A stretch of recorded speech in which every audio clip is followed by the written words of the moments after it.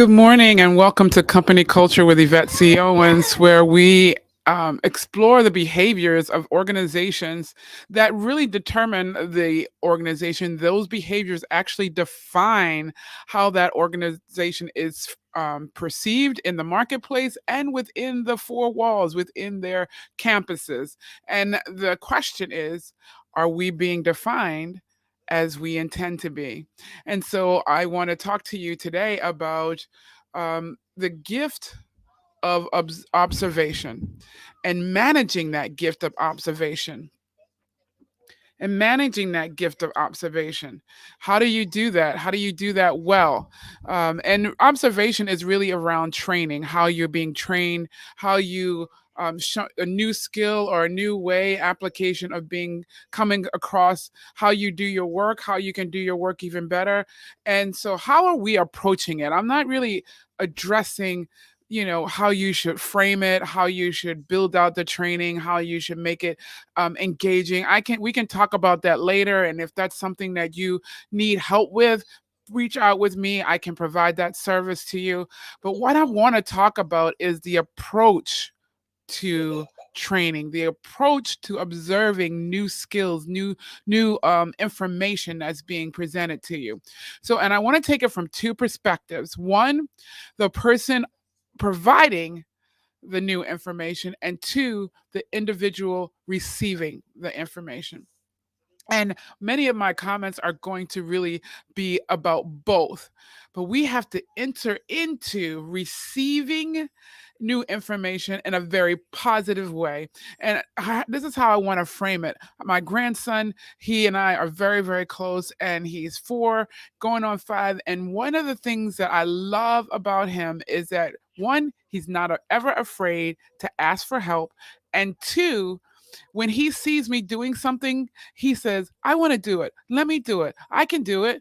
And so that's two different perspectives. And I know if you've been around children or you have children, you've heard them say that. Let me do it. I want to do it. Let me try it. And so I ran into a situation where a new approach to what we do was being presented. However, it was being presented in a somewhat subliminal negative tone, as if what we were doing was not correct or totally wrong, right? And I don't think that's what was meant, but to sell what the person who is offering, to make it more appealing for us to adapt to it, it came across and it was being sold as, you think you're doing this, but you're really not.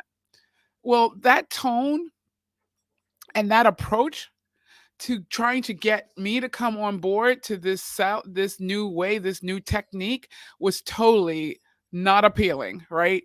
And I had to take sat back and take the objective of, okay, let me just say this. I do believe we do this, but if there's a different way we can do it, I'm going to be open. And I literally had to talk myself into getting to that place of receiving what the person was saying, all because the sales pitch on how and why we should receive this and why we should try this and why we should let this individual come in and do it was pitched in a negative way, as if it was a deficit, and as if we had a deficit, I had a deficit, and I had a negativity. Hold on just a second. Mm, love you.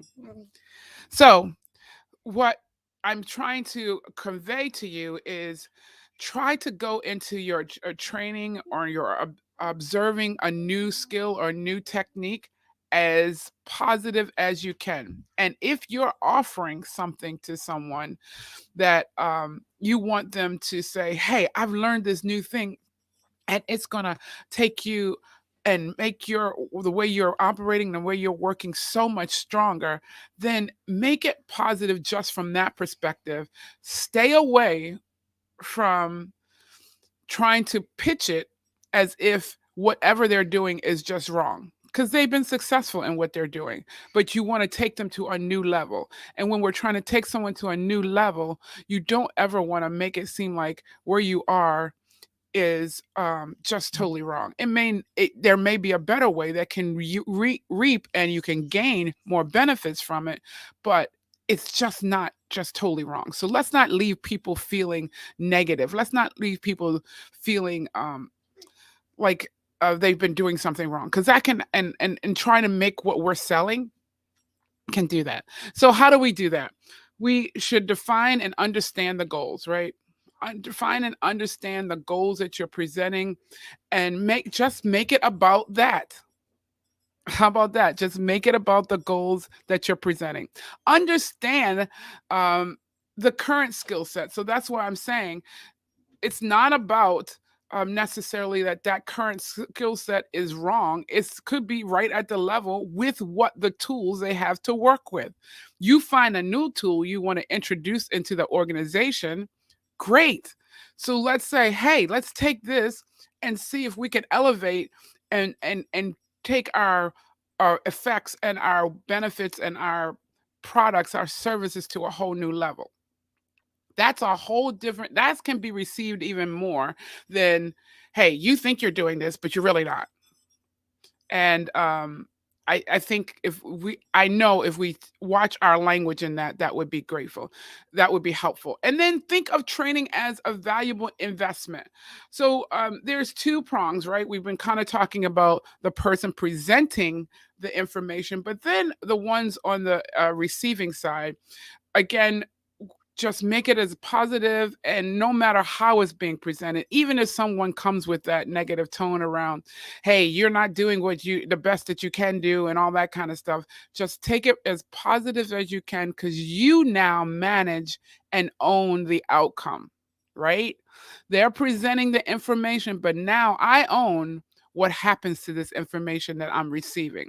And so I want to encourage you, do not become a slave to the trainer. Do not become a slave to the person who is presenting the information. And what I mean by that is, if you pay close attention and go into that skill set saying, I might know 80% of what they're sharing, but there's 20% that is going to be new information, or there's 20% that's going to give me a different perspective on how to think about what I'm doing.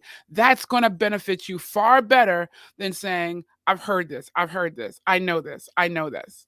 And sometimes people go into training and observing other people's skill set thinking, I don't need this. I don't know why you're telling me this. I already know it.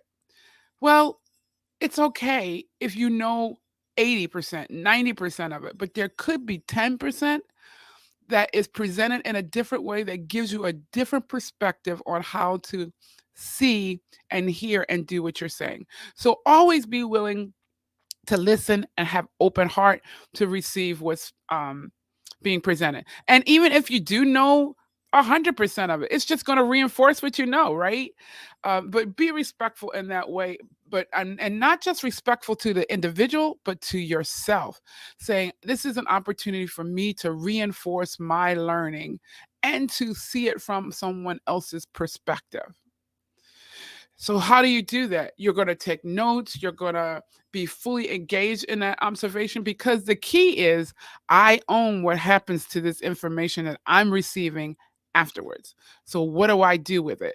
I can't do anything with it if I'm half-heartedly participating. But if I'm wholly participating, fully engaged, then I can take that information and I can use it to my benefit, so that's what I mean. I'm not becoming subject to being totally dependent on that trainer or that leader, always having to go back and ask, can you show me how to do this again? Can you show me how to do that? No, you want to go in every scenario, in every learning opportunity, with the perspective of, I'm going to get all I can and I'm going to master this, so you don't have to show me again. Because especially in those situations where the person is coming in as if you're less than because you have to go through the training. And I approach this in my book, No Bosses Allowed, Lead to Serve and Transform. There's one of those positions that talks about just because somebody needs extra training or because they ask a question doesn't mean that they're less than. They just have a question. Who doesn't have questions? Who doesn't need more information? Who's not? Who is there any one of us who knows everything about everything? Absolutely not. So as leaders of organization teams, we cannot treat people who need information, who need to be able to learn, who have questions as if they're less than simply because they have questions or simply because they're not privy to the information that we're privy to. They're not in the rooms that we're in. They not had the experiences we've had. And if you're on the learning, receiving side, respect that about the person who's coming before you. You haven't had their experiences. So take the opportunity to gain from their wisdom, gain from their experiences, and let it be a sharing of experiences. Let it be an engagement, an active collaboration of learning, as opposed to, I heard this before, or you don't know anything. If we can come together and collaborate in our learning, we're going to come out so much better. And this is what is meant by managing your observations, the gift of observation, managing, watching how people do things, and then making it your own within the confines in which you're all supposed to complete that task or complete that assignment or approach your customers or provide that service. So we've talked about defining and understanding the goals, understanding this current skill set of the people involved, and make sure you're thinking of this training as a valuable investment that you manage. Because if I have to even just invest my time, you may not be investing your money, but if you're even investing your time, you want to make sure you're getting 100% back on your return on your investment. And then you want to create and record and take notes. We talked about that so that you can master it, so that you're not dependent on going back and forth to the individual. And then take breaks in your review of that information, in your even in receiving it. And how you can take breaks is take a pause and say, let me say back to you what I'm hearing. Let me ask questions at key points, because that gives you a mental break to absorb what you have learned so you can consume even more. And then finally, you want to follow up on the outcomes. You want to, if you're the person presenting, you want to follow up and see, you expect that they should be doing what you've presented, that there's something that has changed. And don't um, allow the individuals to make it their own and to make sure that see how they have adapted to what you presented. Oftentimes we're saying you didn't do, and there are some positions, there are some roles where it's a compliance thing where you have to do A through C, and you have to do A through C exactly like it's presented, because if you don't, there could be tragedy of life, there could be defects in your products or your services. There are some of those things that you must be compliant, but where there's flexibility to allow the individual to take this and massage it and receive it and apply it in their way that best fits how they're learning, then allow that to happen. The other thing, again, on the other side, if you're the recipient of this new information, you want to demonstrate as soon as possible that I got this. I got it. I am demonstrating, I'm using it. This is how I'm using it, adapting it. And if you share that with the person who trained you, with the person who showed you those things, then it may give them even more insight on how to approach sharing that skill set with the next group or with the next person. So I'm hoping that these 6 steps have helped you in managing your the gift of observation, which is when you're being shown some new skill or receiving some new information, Let's present it in the most positive light, not thinking that whoever I'm giving it to is less than simply because I know something they don't know. No, let's not approach it that way. Let's approach it with this person is full of knowledge, full of experience, full of um, skill sets, and some information that I don't have. So what I'm giving to them adds to their portfolio, adds to their repertoire, and honor that. And if you're on the recipient side, we're going to receive it as I might know 90%, I might know 50%. But whatever I know already, I'm going to allow that to reinforce my knowing and then absorb what I don't know and then make sure that I learn to master it. Let's go in and not take um, new information as if it's take in new information haphazardly. We want to make sure we're taking it in full force so it at the end of the day it benefits both of us. I hope you have a great day. Again, I'm Yvette C. Owens of Company Culture with Yvette C. Owens, which is a platform and a podcast that I present as a part of our business Destiny Speak, where we help leaders create amazing cultures, healthy cultures where everyone has the opportunity to thrive. And how do we do that? Two-prong approach. We approach leadership and help leaders to become better leaders, recognizing the talent that they have in the place that supports their vision and the results they want to see, and optimizing that talent, which then is the second approach, which is around the individuals that you've asked to join your organization to help you fulfill that vision. How you do that is you make sure that they're in the most optimal space where they can be their greatest authentic self, and then helping you bring the vision to life.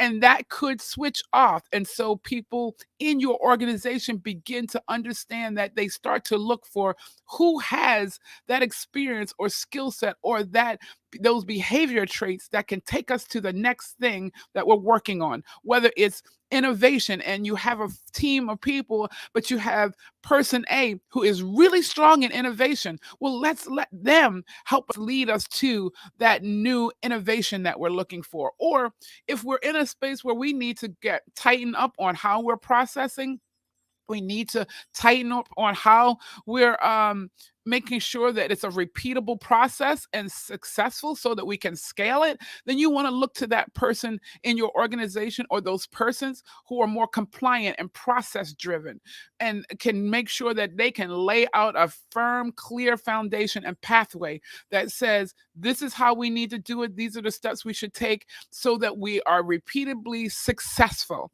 And then there's the third group who is really, if you really need to get people to rally around an idea and make sure everybody's engaged and they're on board and they're moving, then you want to get those people on your team who are team oriented and who can get the team engaged and keep the thought process and provoke thoughtful conversations and innovation and creativity. You want to get them in the lead of that effort so that they can move forward and really help. And then you want those people who really can sell it and sell it well to those who really can benefit from what you're creating.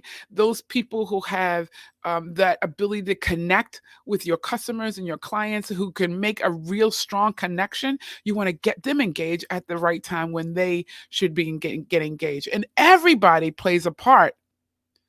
Everyone plays a part as you're building whatever you're building, creating whatever you're building, because they bring all four of those perspectives, those quadrants. So two-prong approach. One, to leadership development around helping leaders become stronger, helping them focus intentionally on the cultures that they're creating. And the second is the individual who you've brought on to help build out that vision. And sometimes, many times, I've worked with individuals without who are in an organization not being brought in to work with the organization itself, but leaders or individuals come to me for coaching, where and I'll put up the information on the screen where you can contact me for coaching and such. But there's are individuals who are transitioning from one team to the other or one organization to the other with more responsibility. How do I make this transition successful? You don't have to be stuck. Sometimes we don't take the time to make the move because we don't know how to make the move successful and we're afraid we're going to fail. That's when you want to tap into me and for my coaching so that we can make sure that we plan the move, strategize it successfully, and then you can execute it with excellence. And that's what we're all about, making sure that you move and continue to go higher and higher, deeper and further into your speciality, even as we grow and learn it, right? Because if we don't understand and grow our identity and know what that is, other people will identify you. And we don't want anybody else defining us. Whatever our purpose is, whatever journey we have before us that's already been mapped out, we want to make sure we're fulfilling and completing our course according to how we've been built, born, and created and placed into this space of time to complete.